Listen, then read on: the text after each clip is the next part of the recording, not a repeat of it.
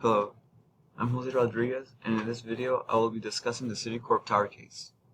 This case goes over the mistakes made during the construction of the Citicorp Tower in New York City, how the engineer responsible, William Lemonnier, dealt with it, and whether his decisions were ethical. So first, I will go over exactly what this case entails. When the Citicorp Tower was being constructed in New York, there were several engineering challenges that Lemonnier faced, one of them being the wind loads that would act on the building. In order to counteract these loads, he designed the building to have chevron pattern bracings that would act as columns, requiring them to be welded together. The first mistake was made when calculating the wind loads. Lemonnier only calculated the loads perpendicular to the building and failed to take into account quartering winds, which ended up actually being stronger than the wind loads acting perpendicular to the building. The second mistake was that a design team also working on the building decided that bolts could be used on the braces instead of welding, essentially converting the braces from columns into trusses, thus weakening the building. So the tower was built and everybody went on with their lives until a student from Princeton University decided to write a thesis on the tower and asked to see the engineering calculations made for the tower.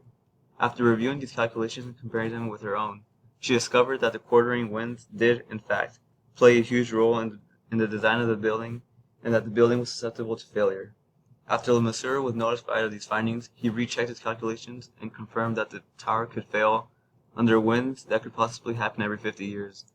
Lemonnier then notified the owners of the building about his mistake and made a plan to strengthen the building so that it could withstand these loads, which consisted of welding metal plates on the connections where the bolts are, essentially making them columns how he originally planned. These corrections then made on the building secretly over a course of 4 months.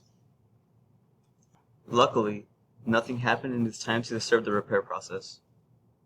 From this case, a question then arises. Did Lemonnier act ethically?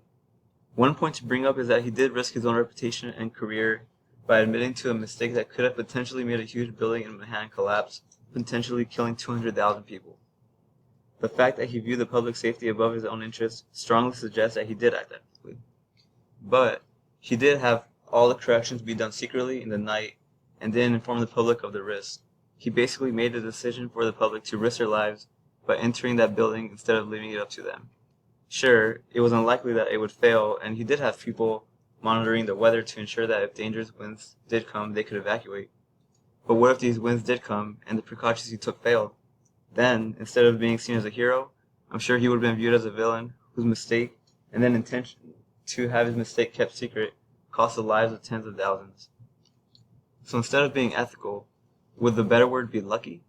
This is where the concept of moral luck comes into play, which could be described as whether a person is any more or less moral because of the outcome of his unethical behavior.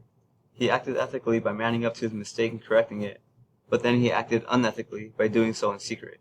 The only reason his unethical behavior is oftentimes overlooked is because he was lucky enough that the possible consequences of this behavior didn't happen.